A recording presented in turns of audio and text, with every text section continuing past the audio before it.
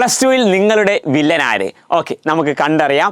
Welcome to എജുപോഡ്. Liban സാറാണ്. നിങ്ങൾക്ക് ഒരു വർഷമായി നമ്മുടെ ജേണി തുടങ്ങിയിട്ട്, രണ്ടാമത്തെ വർഷം തുടങ്ങിയിട്ട് ഇപ്പം 1.5 മാസത്തോളമായി അല്ലേ? സോ മക്കളെ, നിങ്ങളോട് ഞാനൊരു ചോദ്യം ചോദിക്കുകയാണ്. എന്താ ചോദ്യം എന്ന് വെച്ചാൽ, നിങ്ങൾക്ക് ഏറ്റവും ടഫസ്റ്റ് ആയിട്ടുള്ള സബ്ജക്റ്റ് ഏതാണ്? നിങ്ങളിപ്പോൾ +1 കഴിഞ്ഞല്ലോ, +1 എക്സാം കഴിഞ്ഞു, അതിൻ്റെ റിസൾട്ട് വന്നു. സോ നിങ്ങൾക്ക് ഏറ്റവും ടഫസ്റ്റ് ആയിട്ട് തോന്നിയിട്ടുള്ളത് ഏത് സബ്ജക്റ്റ്? നിങ്ങൾക്കറിയാം 6 സബ്ജക്ട്സ് ഉണ്ടാകും. അതിലൊന്ന് ഇംഗ്ലീഷാണ്, രണ്ടാമത്തത് നിങ്ങൾക്ക് ലാംഗ്വേജ് ആണ് അല്ലേ? സോ സെക്കൻഡ് ലാംഗ്വേജ് ആണ് ഉണ്ടാവുക, രണ്ടാമതുണ്ടാകുന്നത്.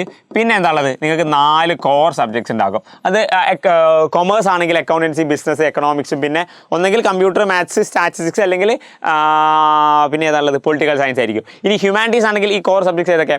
Politics, history, economics, then sociology, geology, അതൊക്കെ ഓപ്ഷൻസ്. ഇതിലെ എല്ലാം നിങ്ങൾ പഠിക്കണം എന്നല്ല, ഇതിലേതെങ്കിലും 4 ആയിരിക്കുന്നുണ്ടാവുക നിങ്ങൾക്ക് മിക്കവാറും വരിക. സോ ഇതിൽ നിങ്ങൾക്ക് ഏറ്റവും ഡിഫിക്കൽട്ടായിട്ട് തോന്നുന്ന സബ്ജക്ട്സ് ഏതാണ്? അത് നിങ്ങൾ ജസ്റ്റ് താഴെ നിങ്ങൾ കമൻറ്റ് ചെയ്യുക. ഇനി ഒന്നെങ്കിൽ എന്താ നിങ്ങൾക്ക് ടഫസ്റ്റ് ആയ സബ്ജക്റ്റ് കമൻറ്റ് ചെയ്യുക. ചില കുട്ടികൾക്ക് ചിലത് ടഫസ്റ്റ് ആയിരിക്കില്ല, പക്ഷേ അതിലെനിക്ക് മാർക്ക് കുറയാം.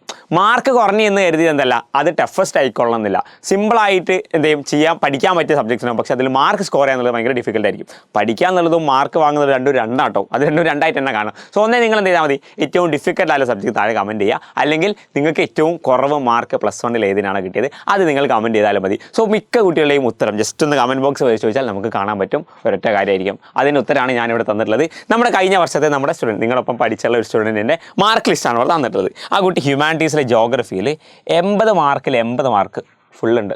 ഇനി പൊളിറ്റിക്കൽ സയൻസിൽ 100 മാർക്കാണ്, അതിൽ 100 ഉണ്ട്. ഈ ജിയോഗ്രഫി എന്താ 80 എന്നറിയോ? ഇത് പ്രാക്ടിക്കൽ ഉള്ള സബ്ജക്റ്റ്, അതുകൊണ്ട് 80 മാർക്ക് ഉണ്ടാവുള്ളൂ കേട്ടോ. ദെൻ എക്കണോമിക്സിൽ 100 മാർക്ക് കുട്ടി വാങ്ങിയിട്ടുണ്ട്. ഹിസ്റ്ററിക്ക് 100 മാർക്ക് വാങ്ങിയിട്ടുണ്ട്. ഇനി ഉറുദു ഈ കുട്ടിയുടെ സെക്കൻഡ് ലാംഗ്വേജ് ആണ് കേട്ടോ. ഈ ഇതിലും 100 ഫുൾ മാർക്ക് ഈ കുട്ടി കിട്ടിയിട്ടുണ്ട്. സെക്കൻഡ് ലാംഗ്വേജ് സിമ്പിളായിട്ട്. ഇനി നോക്കണം, ഇംഗ്ലീഷിൽ ഈ സ്റ്റുഡൻറ്റ് 100 മാർക്കിൽ ആകെ 92 മാർക്ക് കിട്ടിയിട്ടുള്ളൂ. അഥവാ 8 മാർക്ക് പോയി. A+ ഒക്കെ കിട്ടിയിട്ടുണ്ട്. പക്ഷേ ഈ ഇംഗ്ലീഷിലും കൂടി ഈ കുട്ടിക്ക് 100 കിട്ടിയിരുന്നെങ്കിൽ കുട്ടിക്ക് ഫുൾ മാർക്കാണ്. ഈ കുട്ടി ഓൾറെഡി നമ്മുടെ എജുപോഡിൻ്റെ ചാനലൊക്കെ വന്ന് സംസാരിച്ച ഒരു കുട്ടിയാണോ, അഷ്ഫാഖ് എന്നാണ് കുട്ടിയുടെ പേര്. അപ്പോൾ നിങ്ങൾക്ക് അഷ്ഫാഖിനെ പരിചയം ഉണ്ടാകും. പക്ഷേ ഈ അഷ്ഫാഖിന് ഇംഗ്ലീഷിലാണ് മിസ്സായിട്ടുള്ളത്. എന്തുകൊണ്ടാണ് ഇംഗ്ലീഷ് മിസ്സായത്? ഞാൻ പറഞ്ഞിട്ടുണ്ടായിരുന്നു +1 അല്ലേ, ഏറ്റവും കൂടുതൽ നിങ്ങൾ ബുദ്ധിമുട്ടുണ്ടാവുക. നമ്മുടെ ലൈവിലും കാര്യങ്ങളൊക്കെ പറയുന്നതാണ്. ബുദ്ധിമുട്ട് വരുന്നുണ്ടെങ്കിൽ അത് ഇംഗ്ലീഷ് പ്രകാരമായിരിക്കും, അല്ലെങ്കിൽ ഇംഗ്ലീഷ് മുഖേനയായിരിക്കും. സോ അത് തന്നെ ഇവിടെ സംഭവിച്ചിട്ടുണ്ട്, ഇംഗ്ലീഷ് തന്നെയാണ്. സോ നിങ്ങൾക്കറിയാം നിങ്ങളുടെ വില്ലൻ ഇംഗ്ലീഷാണ്. അപ്പം +1 ഓക്കെ, അത് കഴിഞ്ഞത് കഴിഞ്ഞു. ഇനി എന്ത് ചെയ്യണം? +2 നമുക്ക് എന്ത് ചെയ്യാം? +1 നിങ്ങൾക്ക് അഥവാ A+ പോയിട്ടുണ്ടെങ്കിൽ അതെന്ത് ചെയ്യാം? നമുക്ക് +2 ഏറ്റെടുത്താം. നമുക്ക് എന്ത് ചെയ്യാം? അത് ഓവർകം ചെയ്യാം. ഇനി +1 നമുക്ക് ഫുൾ മാർക്ക് പോയാൽ +2 ഫുൾ മാർക്ക് ആയിക്കോട്ടെ.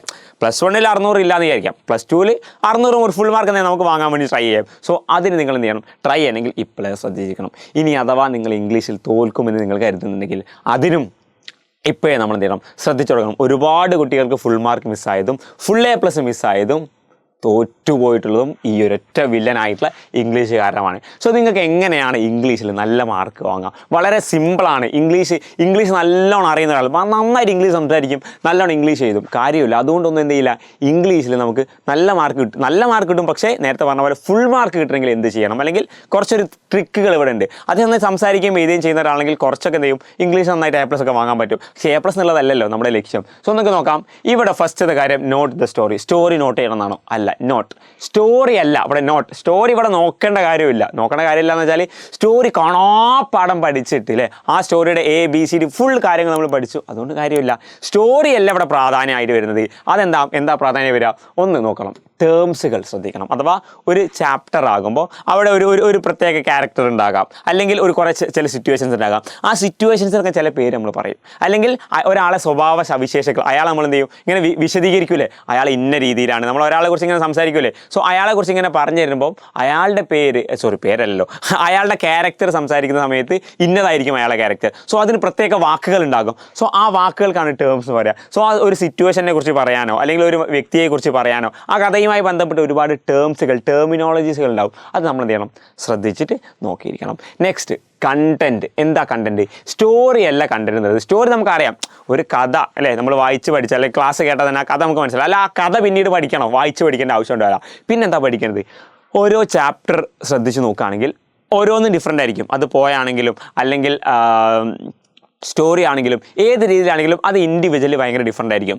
ആ ഡിഫറൻസ് തന്നെ എന്ത് ചെയ്യണം, നമുക്ക് കണ്ടന്റ് വൈസ് ആയിട്ട് നോക്കുകയാണെങ്കിൽ ഓരോ ചാപ്റ്ററിലും ഓരോ രീതിയിലായിരിക്കും എക്സാമിന് വരിക. ഫോർ എക്സാമ്പിൾ പറയുകയാണെങ്കിൽ ഒരൊറ്റ കഥാപാത്രത്തിൽ ഒരു കഥ ഉണ്ടെന്നായിരിക്കാം, മൾട്ടിപ്പിൾ ഒന്നിലധികം ഒരുപാട് കഥാപാത്രങ്ങൾ, അല്ലെങ്കിൽ ചില കഥാപാത്രങ്ങൾ ഭയങ്കര ഇമ്പോർട്ടൻസ് ആയിരിക്കും. ഇനി ഒരു കവിത എന്ത് ചെയ്യും, ഏതെങ്കിലും ഒരു രീതിയിലായിരിക്കും. സോ എല്ലാത്തിനും ഒരു പ്രത്യേക ദിശയിലേക്കായിരിക്കും ഉണ്ടാവുക. സോ ആ ദിശ അനുസരിച്ച് നോക്കുമ്പോൾ അതിൻ്റെതായ കണ്ടന്റ് ഉണ്ടാകും. അപ്പോൾ നമുക്ക് ഉറപ്പായിരിക്കും ചില ചാപ്റ്ററിൽ ഈ ഒരു വ്യക്തിയുണ്ട്, ആ വ്യക്തിയാണ് മെയിൻ കഥാപാത്രം, അയാളുടെ സ്വഭാവത്തെ വിശദീകരിക്കാൻ വേണ്ടിയിട്ട് മാത്രമാണ് ഈ ഒരു ചാപ്റ്റർ ഉള്ളത്. സോ അങ്ങനെ ആകുമ്പോൾ ഉറപ്പായിട്ടും അയാളുടെ ക്യാരക്ടർ സ്കെറ്റ് ആയിരിക്കും മിക്കവാറും എക്സാമിന് ചോദിക്കുക. സോ അങ്ങനെ ആ രീതിയിൽ കണ്ടന്റുകൾ അഥവാ എങ്ങനെയായിരിക്കും ഓരോ ചാപ്റ്ററിൻ്റെ കണ്ടന്റ്സുകൾ നമ്മൾ എടുക്കേണ്ടത്. സോ ഈ ചാപ്റ്ററിൽ നിന്നും എന്താണ് നമുക്ക് ഇംഗ്ലീഷിൽ പഠിക്കാൻ വേണ്ടിയിട്ട് നമ്മുടെ സിലബസ് നമുക്ക് തന്നിട്ടുള്ളത്. സോ ആ രീതിയിൽ നമ്മൾ എന്ത് ചെയ്യണം, കണ്ടന്റ് എടുക്കണം. അതാണ് കഥയല്ല ഒരിക്കലും കണ്ടന്റ് ആയിട്ട് കരുതേണ്ടത്. നെക്സ്റ്റ്, എക്സാം ഓറിയൻറ്റഡ് ആയിരിക്കണം. എക്സാം ഓറിയൻറ്റഡ് ആവണമെന്ന് പറഞ്ഞാൽ എന്താ, എക്സാമിന് ഇത് എങ്ങനെയായിരിക്കും വരിക. നിങ്ങൾക്ക് ഉറപ്പാണ് പ്രീവിയസ് ഇയർ ക്വസ്റ്റൻസ് അല്ലേ, നമ്മുടെ എജുബോർഡ് എപ്പോഴും ഡിസ്കസ് ചെയ്യുന്ന ഒരു കാര്യമാണ്.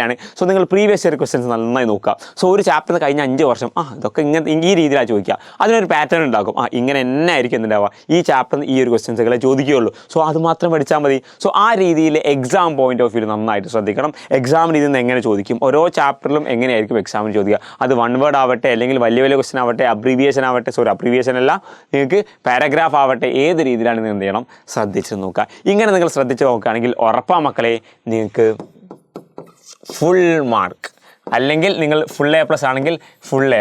ഇനി അല്ലെങ്കിൽ നിങ്ങൾക്ക് ജയിക്കേണ്ടേ, സോ അവിടെ ഫെയിൽഡ്, റെഡ് കളറിൽ ഫെയിൽഡ് എന്ന് കാണിക്കരുത്.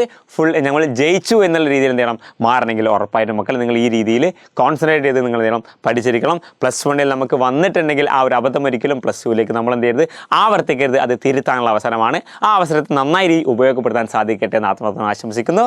All the very best wishes.